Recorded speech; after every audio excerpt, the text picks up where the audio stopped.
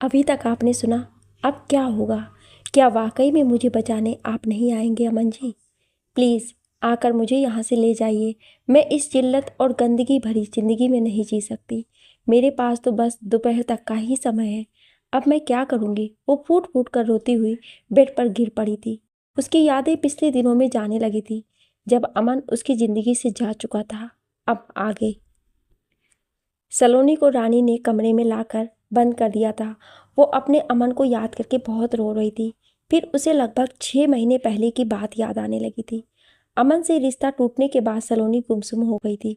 उसे इस बात का बेहद पछतावा था कि जब अमन उससे प्यार करता था तो वो उसे ठुकराती रहती थी, और जब उसे अमन से प्यार हुआ तो सब कुछ बदल गया। अमन की माँ और अपने पापा की बात की खातिर उसे अपने प्यार को भूलना पड़ा था। अमन ने अपनी माँ को मनाने की बहुत कोशिश की।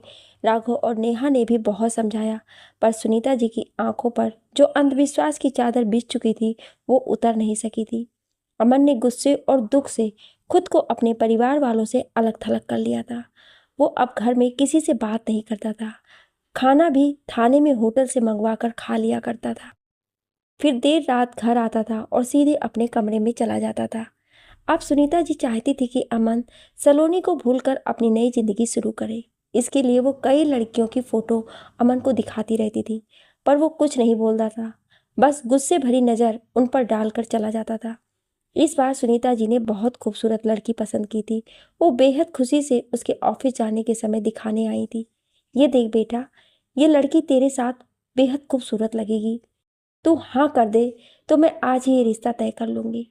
अमन ने अपनी माँ का मुस्कुराता चेहरा देखा और गहरे दुख से बोला, सिर्फ खूबसूरत लगने की वजह से मैं आपकी पसंद की लड़की से शादी नहीं कर सकता माँ। आपको पता है ना कि मैं सिर्फ सलोनी से प्यार करता हूँ, और अगर वो नहीं तो कोई नहीं। मैं कभी उसके सिवा किसी और लड़की से शादी नहीं करूँगा। आप मेरी शादी का ख्याल अपने दिल से निकाल ही दीजिए तो अच्छा रहेगा। और वो चला गया। तेरी शादी तो मैं करा के ही रहूंगी बेटा, पर तू उस सलोनी के कारण मुझे बार बार इनकार करता है ना। अब देख मैं क्या करती हूँ। अगर तुम शादी नहीं करोगे तो तेरा घर नहीं बसेगा, तो उस सलोनी की बहन का घर क्यों बसा रहे। अब मैं सबसे पहले इस नेहा को अपने घर से बाहर करूंगी, फिर तुम दोनों भाइयों की शादी किसी अच्छे खानदान में करूंगी, जहाँ की बेटियां अब सगुनी ना हो। वो गुस्से से तिलमिला उठी थी और अब बहुत ही बुरा करने का फैसला कर बैठी थी। उन्होंने उसी दिन से राघव और नेहा के बीच में दरार डालना शुरू कर दिया, पर अपने गुस्से में वो ये भी भूल गई कि नेहा उनके वंश को आगे बढ़ाने वाली है। अब वो अक्सर राघव से नेहा की शिकायत करने लगी कि नेहा मेरा ख्याल नहीं रखती है। तुम दोनों भाई तो दिन भर घर में रहते नहीं हो।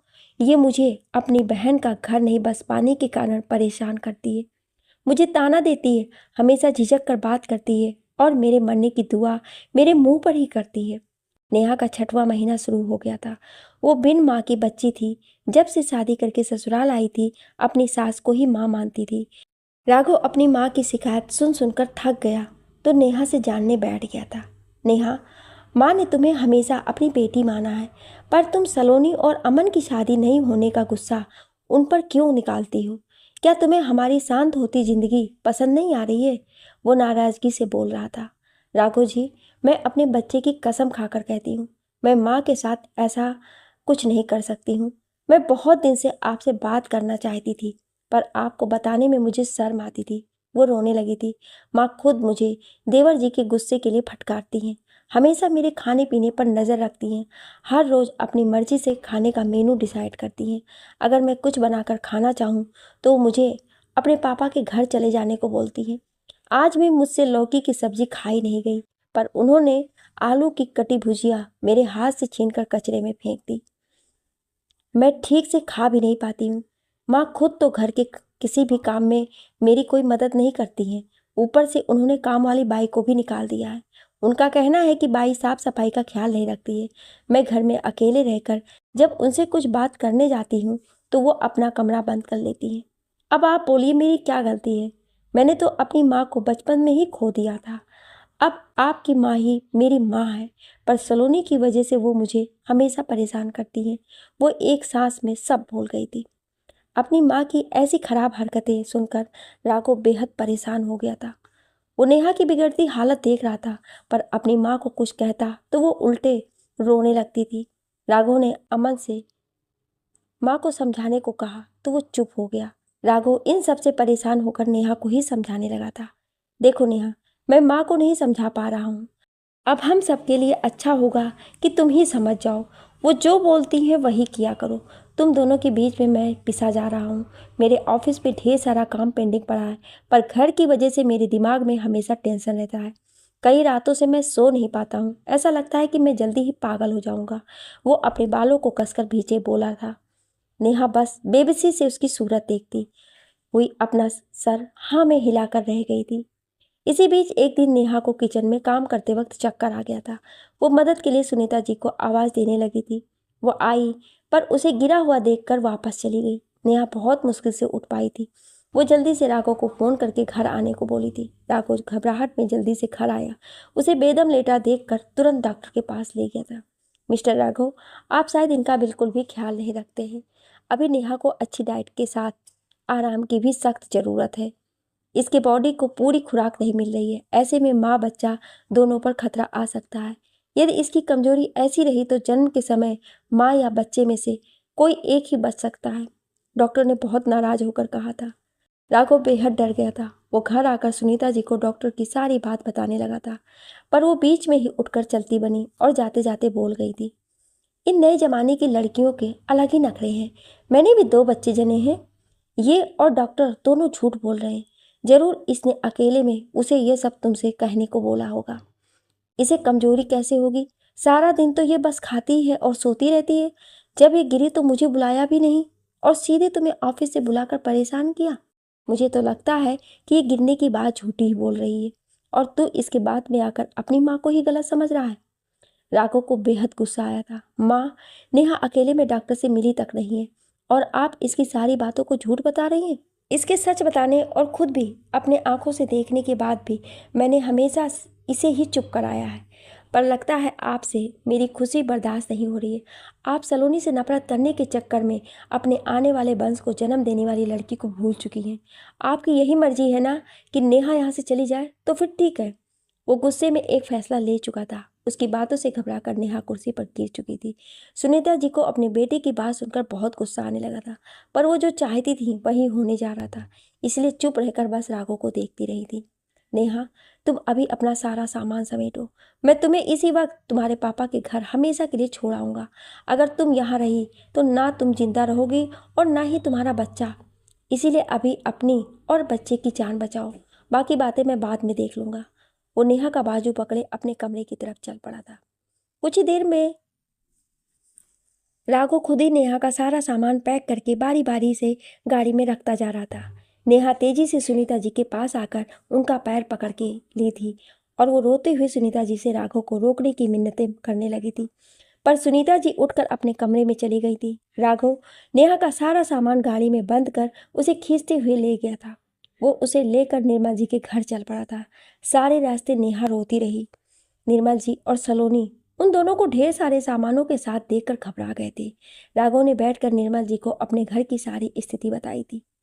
देखिए बेटा जी, हर घर में कुछ ना कुछ समस्याएं आती ही हैं। इसका मतलब ये थोड़ी है कि आप अपनी पत्नी को अकेला छोड़ दें। बहन जी अभी गुस्से में हैं, इसीलिए ऐसा कर रही हैं, पर वो नेहा और अपने आने वाले पोते पोती से बहुत प्यार करती होंगी। निर्मल जी बेहद शांति से राघव को समझा रहे थे। आप नेहा को अपने पास रखिएगा तो इसकी सारी खराब तबीयत ठीक हो जाएगी।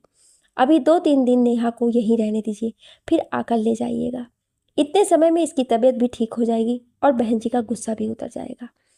निर्मल जी के समझाने पर राघव कुछ देर चुप रहा था।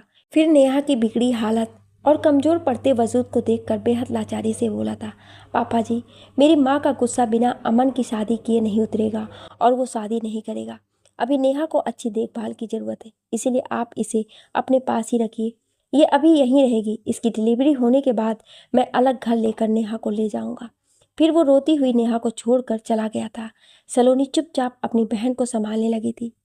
10 दिन बीत गए थे। अमन अपने किसी केस में इतना बिजी था कि उसे घर में नेहा की कमी महसूस ही नहीं हुई थी।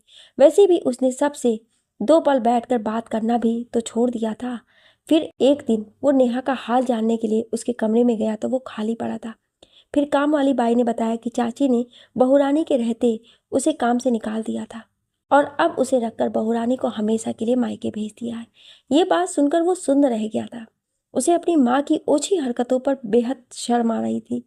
वो गुस्से से सुनीता जी के कमरे की तरफ चल पड़ा था। अरे, आज सूरज उत्तर से तो नहीं निकल आया है जिससे मेरा बेटा मेरे कमरे में पैर रखने चला आया। वो तंज से मुस्कुराती हुई बोली थी। अमन को अपनी माँ का ये तंज सुनकर बेहद बुरा लगा। वो दुख से बस इतना ही बोल पाया था, अपनी नफरत में आपने भैया का घर तोड़कर अच्छा नहीं किया। अब राघव भी अपनी माँ से बात करना छोड़ चुका था और अब वो भी घर में खाना नहीं खाता था। सुनीता जी की मनमानी से उनके घर का माहौल पूरा खराब हो चुका था। अब वो घर में अकेले रहने लगी थी। काम वाली बाई आकर सारा काम करके खाना भी बना जाती और वो अकेले खाया करती थी। दोनों भाई कब आते कब जाते उन्हें पता ही नहीं चलता था। ये सब देख देख कर सुनीता जी का गुस्सा विकराल रूप धारण करने लगा था। एक दिन वो सरकारी कोर्ट गईं और एक घूसखोर वकील को पैसे देकर नेहा और राघव के तलाक का पेपर्स तैयार करके घर आ गई थी। फिर दूसरे दिन ही वो नेहा के मायके पहुंच गई थी। निर्मल जी और सलोनी कॉलेज गए थे। नेहा अकेली थी। वो अपनी सासू माँ को देखकर बहुत खुश हो गई थी। उसने खुशी से उन्हें अंदर आने को कहा था, पर वो गेट पर ही खड़ी होकर नेहा से तलाक के पेपर साइन करने को बोली थी। नेहा के पैर कांपने लगे थे। उससे खड़ा होना मुश्किल हो गया था। वो रोती हुई अंदर चली आई और जल्दी से राघव को फ़ोन करके तलाक की बात पूछने लगी थी। राघव पर भी मानो गाज गिर पड़ा था। उसने नेहा को साइन करने में मना कर दिया और खुद ही आंधी की भांति वहां पहुंचकर माँ को खूब खड़ी खोटी सुनाने लगा था। पर वो तो जैसी अंधी हो चुकी थी। उन्होंने साफ शब्दों में कह दिया कि यदि राघव ने नेहा को तलाक नहीं दिया तो वो जहर खाकर मर जाएंगी।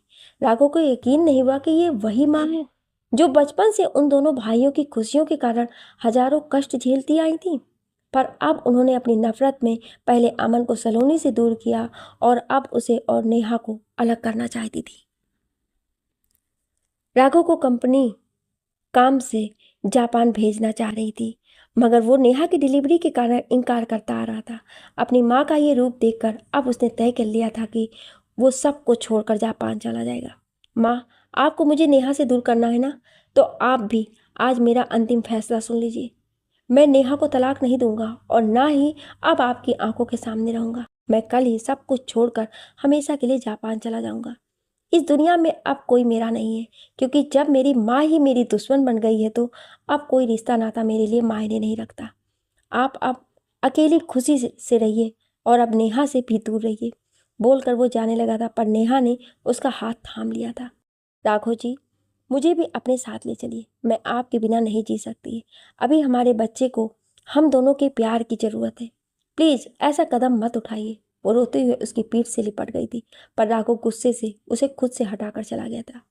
राघव के हमेशा के लिए जापान बसने के फैसले से सुनीता जी को पहली बार बहुत घबराहट हुई थी। वो राघव के पीछे ही ऑटो पकड़कर घर आई थी। उन्होंने अपनी गलती मानकर राघव से माफ़ी मांगी और नेहा को घर लाने को कहा था, पर अब राघव कुछ भी सुनने की स्थिति में नहीं था। वो अपना सारा सामान समेटकर दूसरे दिन सुबह ही जापान चला गया था। निर्मल जी और सलोनी घर आए तो नेहा को संभालना मुश्किल हो गया था। वो रो रो कर पागल होने लगी थी। सलोनी ने राघव को फ़ोन किया, पर उसने फ़ोन रिसीव ही नहीं किया और अपना फ़ोन स्विच ऑफ कर लिया था। फिर दोनों बाप बेटी ने नेहा को जैसे तैसे संभाला था। दिन बीतते गए थे। नेहा की डिलीवरी का समय आ गया और एक दिन नेहा ने 2 खूबसूरत जुड़वा बच्चों को जन्म दिया था। राघव जापान जाकर सबको भूल चुका था। उसने कभी भी पलट कर नेहा का हाल नहीं पूछा और ना ही उसने अपना कोई संपर्क नंबर ही नहीं दिया जिससे नेहा उसे बता सकती कि वो तो खूबसूरत बेटा बेटी का पापा बन चुका है।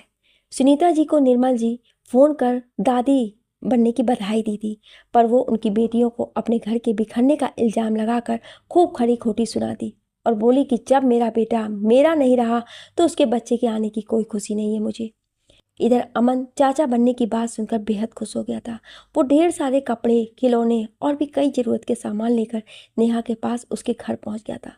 सलोनी छुप गई। वो एक बार भी बाहर नहीं आई थी। नेहा को अमन का ढेर सारा सामान देखकर कोई खुशी हुई नहीं थी। वो अमन को समझाने लगी थी कि उसे इन चीज़ों की नहीं, राघव की ज़रूरत है। वो अमन से राघव का पता लगाने को बोली थी। सुनीता जी को जब पता चला कि अमन नेहा से मिलने गया था तो वो खूब हंगामा करने लगी थी। अमन ने तो उनकी कोई बात नहीं सुनी थी। फिर वो नेहा को फ़ोन लगा ली थी। तुम्हारे कारण मेरा एक बेटा घर छोड़कर चला गया है और तुम्हारी बहन के कारण मेरा दूसरा बेटा मेरी कोई बात नहीं सुनता है। तुम दोनों बहनें बेहद मनहूस हो। जब से मेरे जीवन में आई हो कुछ भी अच्छा नहीं हुआ है। यदि थोड़ी सी भी लाज शर्म हो तुम में तो आज के बाद अमन को अपने घर में घुसने मत देना। अगर तुम अपने बच्चों से प्रेम करती हो तो तुम्हें उसी नन्हे मुन्नों की कसम है नेहा, आज के बाद तुम अमन से बात भी नहीं करोगी। वो गुस्से से बोलकर फ़ोन काट दी थी। नेहा बहुत रोई थी। फिर अमन को फ़ोन करके अपनी कसम देकर अपने घर आने से मना कर दी थी। वो अपनी भाभी को पूरे यकीन के साथ बोला कि वो जल्दी ही राघव को ढूंढ लेगा, फिर उससे मिल लेगा। जीवन का नियम है कि वो किसी के लिए नहीं रुकता है। राघव कहाँ था किसी को कोई खबर नहीं थी। अमन अपने काम में खुद को व्यस्त कर चुका था और नेहा को बच्चों से फुर्सत नहीं थी। सलोनी भी दोनों बच्चों को देखकर खुश हो जाती थी, वरना उसकी ज़िंदगी तो बेरंग हो चुकी थी। इन्हीं उदासी के दिनों में एक बात हुई थी। सलोनी के कॉलेज में शहर के सबसे बड़े कारोबारी निरंजन सिंह की बेटी का नामांकन कराने उसके भाई प्रशांत सिंह कॉलेज गया था। निरंजन सिंह जितने रुपए पैसे से धनी थे उतने ही दिल से भी अमीर थे। कई स्कूल कॉलेज को लाखों रुपए का डोनेशन हर साल देते थे। कितने ही गरीब बच्चों का पालन पोषण करने के लिए कई संस्थान चलवाते थे। मंदिरों में गरीबों का खाना खिलाने के लिए पैसे दान करते थे। वहीं उनका बेटा गुस्सैल, रंगीन मिजाज और नशेबाज था। वो प्रिंसिपल के ऑफिस में बैठा बातचीत कर रहा था। जब किसी काम से सलोनी ऑफिस में आई थी वो उसे देखकर बेखुद रह गया था। इतनी सुंदर लड़की उसने पहली बार देखी थी। जब प्रिंसिपल ने सलोनी से उसका परिचय करवाया तो उसने अपनी हाथ उसकी ओर बढ़ा दिया, पर सलोनी ने हाथ जोड़कर प्रणाम किया था। प्रशांत जब अपने घर पहुंचा तो उसकी नज़रों में सलोनी का मासूमियत और सादगी से भरा चेहरा घूम रहा था। उसने कभी भी किसी लड़की को भोग की वस्तु से ज़्यादा नहीं समझा था। यही कारण था कि वो माता पिता के लाख कोशिश के बावजूद किसी लड़की से शादी करने को तैयार नहीं हुआ था। पर आज वो तय कर चुका था कि अपने पापा से सलोनी के बारे में बात करेगा। पापा, आप हमेशा मुझे शादी करने को बोलते हैं ना। एक लड़की है जो रिया के कॉलेज में प्रोफेसर है। मैं उससे शादी करना चाहता हूँ। आप कुछ भी कीजिए पर मेरी शादी उसी से होनी चाहिए। रात में जब सब खाने पर एक साथ बैठे थे तो प्रशांत अपने पापा से बोला था। निरंजन सिंह तो खुशी से उछल पड़े थे। उसकी माँ मालिनी जी और रिया भी खुश हो गई थी कि चलो इसे कोई लड़की पसंद तो आई।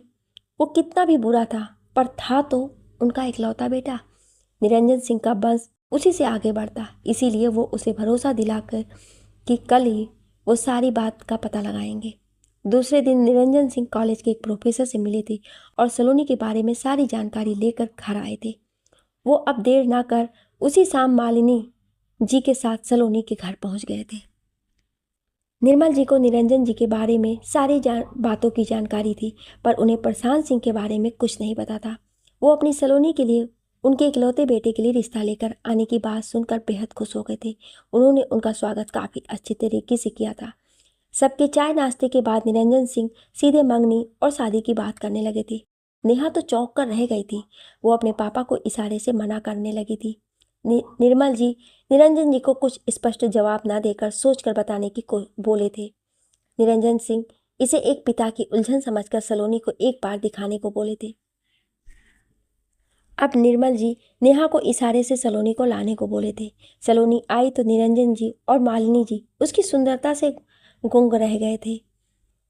वो उन दोनों को प्रणाम की तो मालिनी जी ने अपने गले से हीरो का हार उतारकर सलोनी को पहना दिया था। वो गुस्से से भर उठी थी। निरंजन जी ने निर्मल जी से जल्दी ही जवाब देने को कहा और फिर कुछ बातें करके चले गए थे। उनके जाने के बाद जब सलोनी को सारी बात पता चली तो वो इस शादी से साफ इनकार कर दी थी। निर्मल जी और नेहा उसे मनाना शुरू कर दिया पर वो नहीं मानी थी। उसके दिल में अमन इस कदर बस गया था कि अब किसी की गुंजाइश नहीं रही थी। इसी तरह 2 दिन और बीत गए। उधर प्रशांत को चैन नहीं मिल रहा था। वो अपने पापा से निर्मल जी से बात करने को बोलने लगा था। निरंजन जी भी निर्मल जी की देरी से नाराज होने लगे थे। अब पहली बार ऐसा हुआ कि प्रशांत को कोई लड़की पसंद आई थी और उस रिश्ते में भी इतनी देरी देखकर उन्हें भी बुरा लगने लगा था। वो फ़ोन लगा बैठे थे। निर्मल जी ने कल जवाब देने की बात कहकर फ़ोन रख दिया था। रात में निर्मल जी सलोनी के कमरे में आकर प्रशांत से शादी के लिए जवाब मांगने लगे थे, पर वो धीरे से बोली थी, पापा मेरे दिल में अमन जी की जगह अब कोई नहीं आ सकता है। इसलिए मैं किसी से शादी नहीं कर सकती हूँ। आप उन लोगों को मना कर दीजिए। निर्मल जी को बहुत गुस्सा आ गया था। क्या बोलूँ कि मेरी बेटी किसी से प्रेम करती है जिससे उसकी शादी कभी नहीं हो सकती है, और उसी के कारण वो आपके बेटे से शादी नहीं करेगी। देख सलोनी, यदि तू मुझे अपना पापा समझती है तो तुझे निरंजन जी के बेटे से शादी करनी ही पड़ेगी। मैं अपनी दोनों बेटियों को इस तरह उजड़ी जिंदगी देख कर नहीं जी सकता हूँ। तुझे ये शादी करनी ही होगी सलोनी, क्योंकि बेटा ऐसा नहीं होना हुआ ना तो मैं जीते जी मर जाऊंगा। मैं हमेशा ये सोचता रह जाऊंगा कि मैं बहुत ही अभागा पिता हूँ जो अपनी एक भी बेटी को खुश नहीं देख पाया। और वो फपक उठे थे। उनके आंसू से सलोनी मजबूर हो गई थी। वो अपने तड़पते हुए दिल की पुकार सुनना बंद करके अपने पापा को शादी के लिए हाँ कर दी थी। दूसरे दिन निर्मल जी निरंजन जी को हाँ कर दिए थे। फिर धूमधाम से एक दिन सलोनी और प्रशांत की मंगनी की रस्म हो गई थी। पंडित जी ने उन दोनों की शादी का दिन 6 महीने बाद निकाला था। प्रशांत तो गुस्से से पंडित जी को ही मारने दौड़ पड़ा था, पर मालिनी जी ने उसे समझाकर शांत कर दिया था। अब हर दूसरे तीसरे दिन प्रशांत फोन घुमा देता और मजबूरी में सलोनी को उसकी बकवास सुननी पड़ती थी। सलोनी अपनी यादों से बाहर आ गई थी। रानी ने उसे आकर नहाने को कहा था और बेहद खूबसूरत लहंगा उसके सामने रख दिया था। सुनीता जी 2-3 साल से अकेले रहकर टेंशन से बीमार हो गई थी। कुछ दिनों से उनके पेट में बहुत दर्द रहता था। वो अमन को कहना चाहती थी कि मुझे डॉक्टर से दिखा दे, पर वो कभी घर आता तो सुबह निकल जाता था, कभी रात भर गायब रहता था। एक दिन नेहा अपने बच्चों को लेकर बाजार गई थी, जहाँ उसे सुनीता जी दिखी थी। वो खुद को रोक नहीं पाई और उनके पास चली गई थी। उन्हें प्रणाम कर हाल चाल पूछने लगी थी, पर वो उससे बात नहीं करना चाहती थी। नेहा उनके हाथों में चिंकू को डाल दी और बड़े प्यार से बोली थी, माँ, ये आपके बेटे का बेटा है, इसे गोद में लेकर देखिए, आपको उनका एहसास होगा। जो भी हुआ उसे भूल जाइए माँ, हम सब मिलकर राघव जी का पता लगा लेंगे। दुनिया बहुत छोटी है, वो मिल जाएंगे। पर मेरी सलोनी खो गई है, वो कहाँ है, हम सबको कुछ नहीं मालूम है। रोते हुए वो बोली थी, सलोनी खो गई है? मतलब क्या है बहू, कहाँ है सलोनी? वो चौंकते हुए बोली थी। आपके मुंह से बहू सुनने के लिए मैं तरस गई थी माँ। फिर नेहा सारी बात बताने लगी थी। सलोनी के बारे में सब कुछ जानकर सुनीता जी को थोड़ी खुशी हुई थी कि चलो अच्छा है, पीछा छूटा। पर एक औरत होने के नाते उन्हें बुरा लगा था कि लड़की है, ना जाने कहाँ और किस हाल में होगी। वो नेहा को सलोनी के जल्दी ही मिल जाने की दिलासा देने लगे थे। फिर दोनों बच्चों को गोद में लेकर दुलार करने लगी थी। उन्हें अपने राघव और अमन के बचपन की याद आने लगी थी। वो दुकान से दोनों बच्चों के लिए कपड़े खिलौने खरीद कर नेहा को थमा दी थी।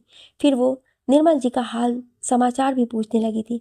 नेहा बार बार सोच रही थी कि वो सुनीता जी से पूछ ले कि मैं घर आ जाऊं आपके पास, पर उनका रूखा रवैया देखकर हिम्मत नहीं हुई थी।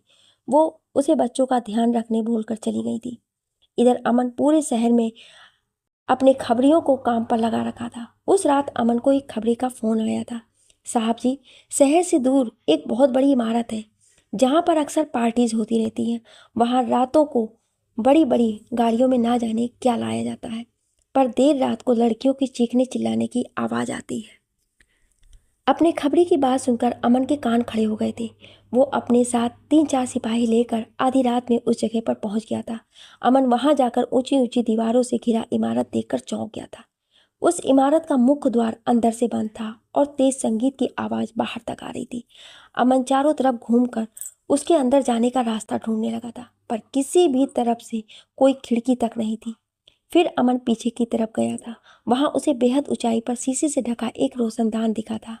वो अपने सिपाहियों को एक दूसरे पर चढ़ाते हुए खुद सबसे ऊपर चढ़ा और रोशनदान का ढक्कन हटाकर अंदर देखने लगा। उसे अंदर बेड पर एक मोटा आदमी एक लड़की के साथ जबरदस्ती करता नजर आया था। लड़की बहुत कम उम्र की लग रही थी और उस आदमी से बचने के लिए इधर उधर भाग रही थी। अमन का खून खौलने लगा था। वो धीरे से ढक्कन बंद करके नीचे आया था। वो फिर सिपाहियों की मदद से दूसरे रोशनदान में देखने लगा था। वहां भी वैसा ही कुछ नज़ारा देखकर नीचे उतर गया। इसी तरह वो लगभग सभी रोशनदान को बारी बारी देखने लगा था। हर कमरे में सिर्फ और सिर्फ लड़कियों के साथ हैवानियत का खेल ही चल रहा था। अमन को अब अपनी सलोनी की चिंता सताने लगी थी। वो फिर से एक कमरे के रोशनदान में झांकने लगा था। वहां उसे बेड पर सलोनी लेटी नजर आ गई थी। वो उसकी हालत देखकर रो पड़ा था। सलोनी का चेहरा मुरझा गया था। उसके गालों पर थप्पड़ के निशान पड़े थे। अमन तेजी से नीचे आया और मुख्य दरवाजे की तरफ दौड़ पड़ा था, पर इंस्पेक्टर सुमित उसे रोककर समझाने लगा था। सर, अभी हम लोग कम संख्या में हैं, अभी हम अंदर जाकर हम उनके फंदे में फंस सकते हैं, इसीलिए अभी आप शांत हो जाइए। हम कल पूरी फोर्स के साथ आएंगे और अंदर जाकर सबको धो डालेंगे। अमन को भी सुमित की बात सही लगी थी। वो हड़बड़ी करके सलोनी सहित ढेरों लड़कियों को वहां फंसा नहीं छोड़ सकता था। फिर इतनी बड़ी इमारत पर रेड डालने के लिए उसे कमिश्नर साहब की परमिशन की जरूरत थी। वो मन मारकर सबके साथ वापस चला गया था। आज वो थाने में ही कुर्सी पर बैठकर सुबह होने का इंतजार करते करते सो गया था। अमन की नींद बहुत सवेरे ही टूटी थी। वो फ्रेश होकर चाय पीते हुए कमिश्नर साहब को फ़ोन पर मिलने का समय मांगने लगा था। उसे अतिरिक्त पुलिस फोर्स के अलावा रेड डालने के लिए अरेस्ट वारंट की ज़रूरत भी थी। कमिश्नर साहब ने उसे 2 घंटे बाद अपने घर बुलाया था। तब तक वो बेचैनी से थाने में ही टहलने लगा था। वो अपनी हथेलियों पर जोर जोर से मुक्का मारता सलोनी का उजड़ा चेहरा याद करने लगा था। सलोनी के चोटिल चेहरे को याद करके उसका गुस्सा बढ़ता ही जा रहा था। किसी तरह 2 घंटे बीते और वो अपनी जीप से चल पड़ा था। कमिश्नर के घर पर अमन जब पहुंचा तो वहां इंस्पेक्टर सुमित भी आया हुआ था। आओ अमन, हम लोग तुम्हारी ही चर्चा कर रहे थे, बैठो। वो वहीं बगल में रखी कुर्सी की तरफ इशारा करते हुए बोले थे। इतनी सुबह सुबह क्या बात हो गई है जो तुम रात भर सोए नहीं हो? तुम्हारी आंखें लाल हो गई हैं। इस तरह तो तुम कोई काम सही से नहीं कर पाओगे। सर, आपको सुमित ने नहीं बताया? वो जो 2 लड़की और एक प्रोफेसर जो गायब हुई थी, उसका पता चल गया है। अमन जोश भरे स्वर में बोला था। क्या? सच में? कहाँ है वो सब? कमिश्नर खुशी से बोले थे। सुमित भी तो 1 मिनट पहले ही आया था। इसने तो अभी मुझे कुछ नहीं बताया। अमन बीती रात हुई सारी घटना विस्तार से बताने लगा था। कमिश्नर सब कुछ सुनकर बेहद हैरान हो गए थे। अमन, शहर के एक छोर पर इतनी बड़ी घटना को अंजाम दिया जा रहा है और हमें आज तक पता नहीं चला। मासूम लड़कियों का शोषण किया जाता है और हमें कोई भनक तक नहीं लगी। वो गहरे शौक में आ गए थे। अमन, अब हमें बहुत ही सावधानी से हर कदम उठाना होगा। वहाँ जिस तरह के काम हो रहे हैं उससे पता चलता है कि उस इमारत के ऊपर किसी बड़े आदमी ने अपनी छाया दे रखी है। तुम लोगों को बहुत संभल कर हर कदम उठाना होगा। उनके पास हथियार भी हो सकते हैं। वैसे अमन, तुम मुझसे क्या चाहते हो? सर, मुझे ज़्यादा पुलिस फोर्स की ज़रूरत पड़ेगी और सर्च वारंट भी चाहिए। कमिश्नर साहब सुमित की ओर देखकर बोले थे। अमन, तुम्हें जितनी फोर्स की ज़रूरत है ले लो, और इंस्पेक्टर सुमित भी तुम्हारे साथ रहेगा जो हर कदम पर तुम्हारा साथ देगा। Okay sir. फिर वो दोनों कमिश्नर साहब को सैल्यूट करते हुए निकल पड़े थे। अब तक सलोनी को रानी और पुष्पा अच्छे से तैयार कर चुकी थी। उसे बिल्कुल दुल्हनों वाले लहंगे और मेकअप से सजाया गया था। तभी गेट से रमाबाई और एक लड़की अंदर आई थी।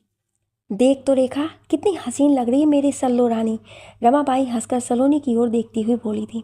हाँ मौसी, ये तो मस्त दिख रही है। बड़े साहब तो इसको देखकर ही पागल हो जाएंगे। तुम लोग ये ठीक नहीं कर रहे हो। मेरे अमन जी को पता चला ना तो वो तुम लोगों को सलाखों के पीछे डाल देंगे। वो इंस्पेक्टर है, मुझे ज़रूर ढूंढ रहे होंगे। तुम लोगों की करतूत जानकर वो तुम सबका जीना हराम कर देंगे। एक एक दाने को तरसोगे तुम लोग। सलोनी गुस्से से चीख कर बोली थी। यह अमन कौन सा बंदा है? खैर, तुम उसे मेरे लिए छोड़ दो और अब बड़े साहब की रानी बनने को तैयार हो जाओ। रेखा उसके गालों को छूते हुए बोली थी। हाँ मेरी सल्लो रानी, किसी की औकात नहीं है जो यहाँ से आकर तुम्हें या किसी और लड़की को बाहर ले जा सके। तुम्हारा आशिक पुलिस वाला है तो क्या हुआ, वो यहाँ तक कभी पहुँच नहीं पाएगा। रमाबाई बेहद अकड़ से बोली थी। तभी एक लड़का आकर उसके कानों में कुछ बोला था। अरे रेखा, रानी, पुष्पा, चल जल्दी, बड़े साहब आ गए हैं। सुन लड़की, वो जो कहेंगे तुमको वही करना है। अगर तुमने कुछ भी गड़बड़ की तो मार मार कर तेरी सारी हड्डियां तोड़ दूंगी। रमाबाई दांत पीसते हुए सलोनी से बोली और फिर वो सब वहां से चली गई थी। एक बार फिर से गेट बंद हो चुका था। अमन अपने साथ पुलिस फोर्स लेकर रवाना हो गया था। सारे पुलिस वाले सभी सादे कपड़ों में थे। उस इमारत से बहुत दूर ही सब गाड़ियों को छोड़कर दबे पांव मंजिल की तरफ चल पड़े थे। वहां पहुंचकर उन लोगों को मुख्य द्वार पर एक गंजा चौकीदार दिखा था। अमन अपने सिपाहियों को कुछ समझाने लगा था। फिर वो और सुमित फोन के ब्लूटूथ से जुड़ गए थे। अमन ने सारे सिपाहियों में से 1/3 को इमारत के चारों ओर फैला दिया और बाकी सिपाही के साथ वो और सुमित मुख्य द्वार के सामने पेड़ों की ओट में छिप गए थे। वो मुख्य द्वार की ओर बढ़ने की सोच ही रहा था, तभी एक बड़ी सी गाड़ी वहां से गुजरती हुई गेट पर जाके खड़ी हो गई। चौकीदार ने जल्दी से गेट खोला तो गाड़ी अंदर चली गई थी। अमन फिर पेड़ के पीछे छुप गया था। सलोनी के कमरे में रानी आई थी। उसके मेकअप को एक बार चेक करने के बाद बोली थी, चलो सल्लो, बड़े साहब तुमसे मिलना चाहते हैं। देख सल्लो, कुछ गलत हरकत मत करना, वरना वो नाराज हुए तो मौसी तुमको बहुत मारेगी। इन 3-4 दिनों में तो समझ ही गई होगी कि यहाँ से निकलना किसी के बस की बात नहीं है। अब इस जिंदगी को खुशी से स्वीकार कर ले। बड़े साहब बहुत अच्छे हैं, अगर तू उनको खुश कर देगी तो वो तुझ पर धन की बरसात कर देंगे और मौसी भी तुझसे बहुत खुश रहेंगी। वो सलोनी को समझाते हुए बोली थी, सुन ना रानी, तू मेरी बहन जैसी है, मुझे यहाँ से किसी भी तरह छुटकारा दिला देना। अभी बाहर ले जाते समय किसी पीछे के गेट से निकाल दे। देख बहन, मुझ पर यह एहसान कर, मैं तेरे पैर पड़ती हूँ, मुझसे ये सब नहीं हो सकेगा। सलोनी नीचे बैठकर रानी का पैर पकड़कर रोते हुए बोलने लगी थी। रानी भी उसके साथ रोने लगी और बोली, मैं तुझे अपने बारे में बताती हूँ। जब मुझे यहाँ मेरा प्रेमी बेचकर भाग गया था तो मैंने भी बहुत कोशिश की थी भागने की और मौसी का कहा नहीं मानने की, पर उसके बदले मेरी बेल्ट और लोहे की रॉड से पिटाई हुई थी।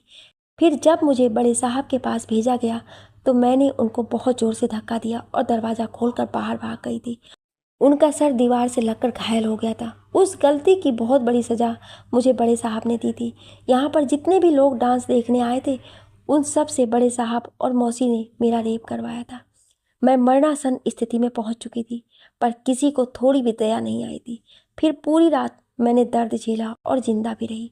सुबह मेरा इलाज करवाया गया था। उस घटना के बाद मुझ में मौसी को इनकार करने की हिम्मत नहीं हुई और मैंने मौसी की हर बात माननी शुरू कर दी, जो आज तक मानती रही। वो अपने आंसू पोंछते हुए बोली थी, देख सल्लू, तूने मुझे बहन कहा है, इसीलिए तुझे ये सलाह देती हूँ, तुम भी एक बहन की सीख समझकर सुन और समझने की कोशिश करो। यहाँ से भागना असंभव है। यदि मैं तुम्हारे लिए कोशिश भी करूँगी ना तो मेरा तो जो हाल होगा वो तो होगा ही, पर मौसी तुम्हारा हाल बहुत बुरा कर देंगी। इसलिए कह रही हूँ बहन, इस जिंदगी को खुशी से स्वीकार कर ले, सुखी रहेगी। उसी समय पुष्पा आ गई थी। क्या कर रही हो तुम दोनों? वहाँ बड़े साहब इंतजार कर रहे हैं। फिर वो रानी की आंखों को देखकर चौंक गई थी। क्या हुआ रानी, तुम क्यों रो रही हो? अरे कुछ नहीं पुष्पा, बस कुछ पुरानी बातें याद आ गई थी। वो सलोनी की आंखों के इशारे से कुछ भी बोलने से मना कर दी थी। फिर उसे उठाती हुई उसके कानों में धीरे से बोली थी, इसको कुछ मत बताना, ये मौसी की पक्की चमची है। वो दोनों उसके चेहरे को घूंघट से छुपाकर एक सजे हुए आलीशान कमरे में ले आई थी। वहाँ मखमली डबल बेड पर बड़े साहब बैठे थे।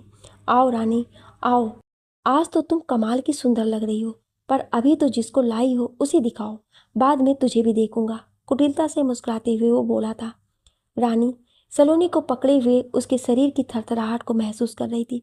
उसका दिल इस भोली भाली लड़की के लिए रो रहा था। वो सलोनी को बेड पर बैठा दी थी। ये आवाज़ मैंने कहीं सुनी है, पर कहाँ, मुझे याद क्यों नहीं आ रहा है। सलोनी को बड़े साहब की आवाज़ सुनी हुई लग रही थी। बड़े साहब आगे बढ़कर सलोनी का घूंघट उठाने लगे थे। तभी पुष्पा अपना हाथ आगे बढ़ाकर अदा से बोली थी, साहब जी, सल्लो रानी बेहद खूबसूरत है, इतनी ज़्यादा कि आज तक आपने ऐसी लड़की कभी नहीं देखी होगी। आप एक बार इसे देख लेंगे तो फिर होश में नहीं आ पाएंगे, इसलिए हमारा इनाम पहले ही दे दीजिए, इतना तो हमारा भी हक बनता है। बड़े साहब मुस्कुराकर अपने पॉकेट से नोटों की गड्डी निकालकर उसके हाथों पर रख दिए थे। अब तो मैं इस खूबसूरत बला को देख सकता हूँ ना, वो हंसकर बोला और सलोनी का घूंघट एक झटके में उठा दिया था। तुम यहाँ? ये नहीं हो सकता, तुम यहाँ कैसे आई? वो बेड से उछल पड़ा था और अपने सर के बाल नोचता चीखने लगा था। तुम्हें यहाँ लाने की किसकी हिम्मत हुई? सलोनी उसे देखकर चौंक गई थी। वो बड़े साहब कोई और नहीं, प्रशांत सिंह था, जिससे उसकी कुछ महीने पहले मंगनी हुई थी। वो भी सदमे में आ गई थी। उसे प्रशांत का ये रूप देखकर बहुत बड़ा झटका लगा था। तो तुम्हारा ये रूप है प्रशांत सिंह? तुम ऐसे धंधे करके अपने पापा का नाम रोशन करते हो? मुझे मेरी सहेली ने तुम्हारे बारे में कहा था कि तुम रंगीन मिजाज के हो, पर तुम ऐसे हो मैं सोच भी नहीं सकती थी। अब मैं तुम्हारा ये काला रूप सबके सामने लेकर आऊंगी। सलोनी जहर भरे शब्दों में बोलती हुई उठकर खड़ी हो गई। अपनी बकवास बंद करो, गुस्से से बोलता हुआ बाहर निकल पड़ा था। रानी और पुष्पा अचानक हुए इस अप्रत्याशित घटना से बौखला गई थी। उन दोनों को कुछ समझ नहीं आया। वो भी प्रशांत के पीछे भागी थी। सलोनी भी भागना चाहती थी, पर पुष्पा ने बाहर से गेट बंद कर दिया था। आपने कैसी बेविचारी से मेरी शादी तय की थी पापा, ये शायद आपको भी पता नहीं होगा। सलोनी बिलखते हुए खुद से बोलती हुई बेड पर गिर पड़ी थी। सलोनी को अपने सामने इस रूप में देखकर प्रशांत बौखला गया था। वो गुस्से से बाहर भागा था। उसके पीछे डरकर रानी और पुष्पा भी भागी आई थी। रमाबाई, कहाँ हो तुम? हाल में आकर वो चिल्ला पड़ा था। रमाबाई अपने कमरे में आराम फरमा रही थी। बड़े साहब की गुस्से भरी आवाज़ सुनकर दौड़ती हुई आती है। क्या हुआ साहब? मेरी मेहमानबाजी में कुछ कमी रह गई है क्या? मैं सारा इंतजाम ठीक कर देती हूँ, आप बोलिए तो सही। सलोनी को यहाँ कौन लाया है? मुझे उसका नाम जानना है, वो गुर्राते हुए बोला था। उसकी आंखें दहक उठी थी। क्या बात है साहब, क्या आप उसे जानते हैं? वो चौंक पड़ी थी। पहले आप बैठिए साहब, आप अपना गुस्सा ठंडा कीजिए। वो प्रशांत के गुस्से से लाल हो रहे चेहरे को देखकर डर गई थी, फिर भी उसका हाथ पकड़कर अपने कमरे में ले आई थी। हाँ, अब बोलिए बड़े साहब, क्या बात हो गई? आप इतने गुस्से में क्यों हैं? आप तो हमारे भगवान हैं। आपके गुस्सा हो जाने पर हमारा क्या होगा साहब? ये लड़की दूसरी लड़की को पकड़ते समय उसका पीछा करते हुए आ गई थी, तो दोनों लड़कों ने इसे भी उठा लिया था। रमाबाई चिंतित होते हुए बोली थी। उसे कुछ कुछ अंदाजा हो गया था कि सलोनी जरूर ही साहब की जान पहचान की है, तभी तो ये इतने गुस्से में है। तुम नहीं जानती रमाबाई इस लड़की के बारे में? कुछ महीने पहले इससे मेरी मंगनी हो चुकी है। प्रशांत अपने सर के बालों को मुट्ठी में कसते हुए बोला था। ये सुनकर रमाबाई को चक्कर आ गया था। वो घबराकर बेड के किनारे बैठ गई थी। उसी समय रानी और पुष्पा भी वहां आ गई थी। वो दोनों भी बड़े साहब की बात सुनकर बेहद घबरा गई थी। अब मैं क्या करूं? इसे यहाँ से ले जाऊंगा तो ये सबको सच बता देगी। मुझे पहली बार कोई लड़की शादी करने के लिए पसंद आई थी, पर अचानक ये क्या हो गया? वो बुरी तरह हताश हो चुका था। साहब जी, मैं सलोनी को समझाती हूँ, वो किसी से कुछ नहीं कहेगी। फिर आप दोनों की मंगनी भी तो हो चुकी है, रमाबाई सोचते हुए बोली थी। नहीं रमाबाई, तुम इसे नहीं जानती हो। सलोनी अपने कॉलेज की बेहद सख्त प्रोफेसर है। वो मेरे आगे कभी नहीं झुकेगी। अभी कुछ देर पहले ही तो बोल चुकी है, सबको मेरी सच्चाई बता देगी। मैं अपने पापा का नाम पूरे समाज में बदनाम नहीं कर सकता, पर इसे छोड़ भी नहीं सकता हूँ। मेरी बहुत मुश्किल से इससे मंगनी हुई थी। कुछ दिनों बाद शादी होनी थी, पर अब मैं क्या करूँ? तुम लोग ही कुछ बताओ अब। प्रशांत रानी, पुष्पा और रमाबाई की ओर देखकर बोला था। अभी साहब जी बहुत गुस्से में हैं। यदि कुछ गलत सलाह दूंगी तो मुझे गोली मार देंगे, इसलिए कुछ तो करना पड़ेगा जिससे सांप भी मर जाए और लाठी भी न टूटे। रमाबाई का दिमाग बहुत ही शातिर था। वो अपने बचाव का रास्ता सोचने लगी थी। फिर जल्दी ही उसे एक तगड़ा आइडिया आया था। वो हंसकर बोली थी, साहब जी, आप ना सलोनी से जबरदस्ती शादी कर लीजिए। वो आपकी पत्नी बन जाएगी तो किसी से कुछ नहीं कह पाएगी। भले वो आपसे नफरत करने लगे, पर अपने पिता की इज्जत की खातिर हमेशा आपके साथ रहेगी। फिर तो आपकी मर्जी चलेगी, जो चाहे करते रहिएगा। वाह, जियो रमाबाई, तुमने तो कमाल का आइडिया दिया है। अब मेरा दिल खुशी से झूम उठा है। प्रशांत खुलकर मुस्कुराते हुए बोला और उठकर खड़ा हो गया। रमाबाई बड़े साहब को हंसते देखकर शांत होने लगी थी, पर अपने हाथों से सलोनी को मुफ्त में निकलते देखकर उसे बहुत अफसोस हो रहा था। हाँ साहब जी, अब आप कोई चिंता मत कीजिए।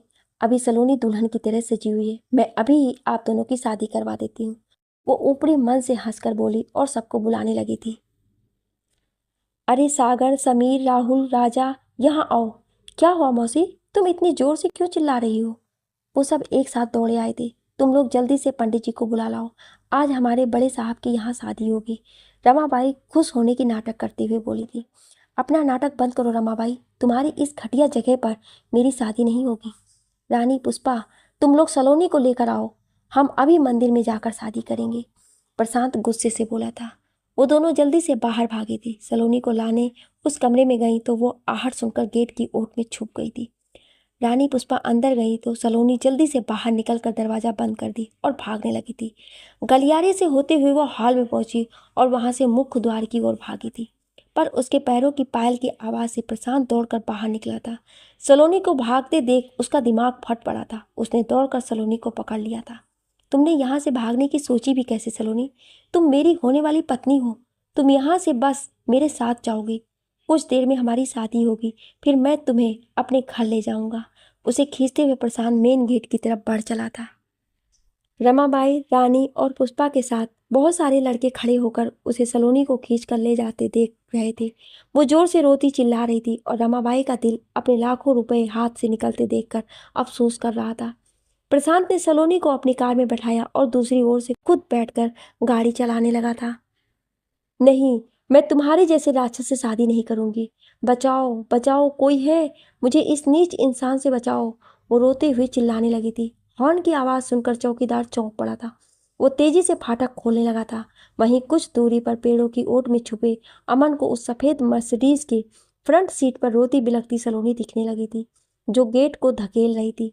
कार तेजी से निकल पड़ी थी। अमन पीछे दौड़ने लगा था।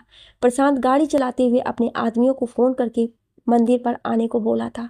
उसने अपनी शादी की सारी तैयारी करने का ऑर्डर दिया था। सलोनी अपना चेहरा ढककर बेतहासा रोई जा रही थी। तुम पहली लड़की हो सलोनी जिससे मैंने शादी करने की इच्छा जाहिर की है, पर मेरी बदकिस्मती कि तुम मेरे पास इस रूप में पहुंची।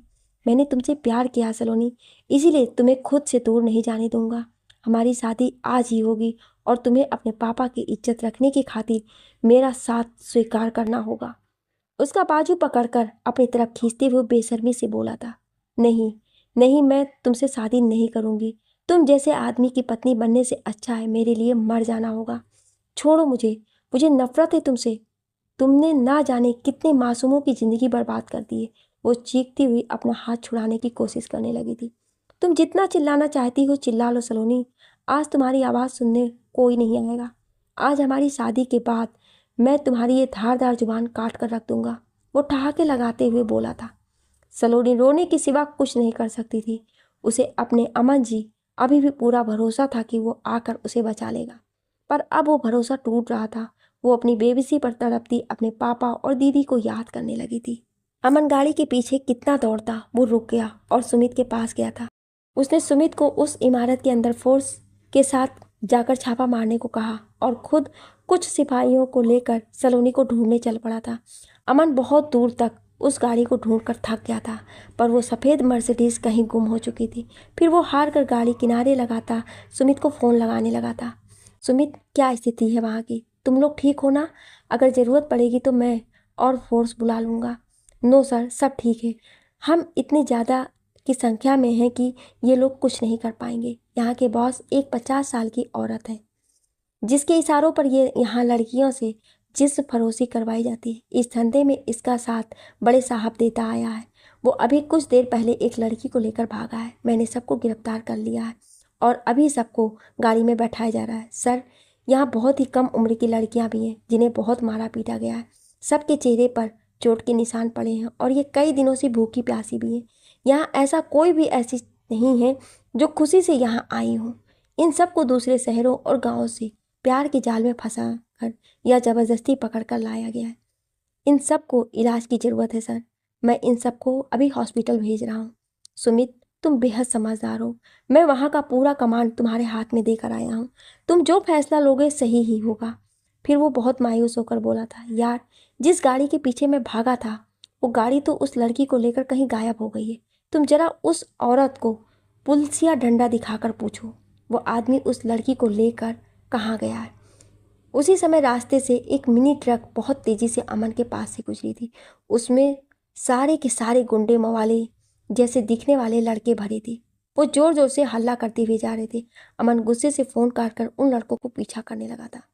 मिनी ट्रक मेन रोड से होते हुए कच्ची सड़कों पर उतर रही थी जो एक गांव की ओर जा रही थी। अमन बहुत ही सावधानी से उनका पीछा करने लगा था। कुछ दूर जाने के बाद उसे एक मंदिर दिखाई दिया था। वहीं पर वो गुंडों से भरी ट्रक रुक गई थी। वो सब उतरकर मंदिर की ओर चल पड़े थे। अमन भी अपनी गाड़ी रोककर सिपाहियों को लेकर दबे पांव उनके पीछे चल पड़ा था। वो सोच रहा था कि क्या ये गुंडे भी पूजा करने मंदिर आते हैं। उसी समय उसका फ़ोन बजा था। हाँ सुमित, बोलो। कुछ बताया उस औरत ने? वो धीरे से बोला था। सर, उस औरत ने बताया कि उनके बड़े साहब उस लड़की को लेकर मंदिर शादी करने गया है। उस लड़की की मंगनी पहले ही हो चुकी है उस बड़े साहब के साथ, पर वो उसका ऐसा घिनौना रूप देखकर सबको बता देने की धमकी दे रही थी। इसीलिए वो बड़े साहब उससे शादी करके उसका मुंह बंद करा देगा। वो सारी बात बताकर फ़ोन काट चुका था। अमन समझ गया कि सलोनी की शादी जिससे तय हुई थी वो ही ये सारा धंधा चलाता है। अमन को वो सफ़ेद नज़र मंदिर के आंगन में लगी दिखी थी। इसका मतलब ये वही मंदिर है जहाँ वो कमीना इंसान मेरी सलोनी को लेकर आया है। उसने अपनी सुरक्षा की खातिर अपने इतने सारे गुंडों को बुलवा लिया है, पर वो ये नहीं जानता कि मेरी सलोनी पर नज़र डालने का अंजाम उसके साथ बेहद बुरा होने वाला है। मन ही मन खौलता हुआ वो सुमित को पूरी फोर्स लेकर आने को बोला था। वो गुंडे मंदिर में प्रवेश कर गए थे। अमन चूंकि अपने सिपाहियों के साथ सादी वर्दी में था, तो वो सबको समझाकर बेफिक्र होकर मंदिर में प्रवेश करने लगा था। मंदिर शहर की कोलाहल से काफ़ी दूर था, इसलिए इक्का दुक्का लोग ही अंदर थे। अमन अपने सिपाहियों के साथ मंदिर में जाकर भगवान को प्रणाम करने के बहाने चारों ओर देखने लगा था। अमन को मंदिर के प्रांगण से थोड़ी दूरी पर शादी की वेदी बनी दिखाई दी। वो सारे गुंडे वहां फूलों की लड़ियों से सजावट कर रहे थे। तुम लोग यहीं मंदिर के आसपास घूमने का ड्रामा करो और चारों ओर नजर रखना। कुछ देर में सुमित आ जाएगा, फिर हम इन लोगों को पकड़ लेंगे। मैं भी चारों तरफ घूमता हूँ। वो लड़की यहीं कहीं होगी। अगर वो तुम में से किसी को दिखे तो मुझे कॉल करना।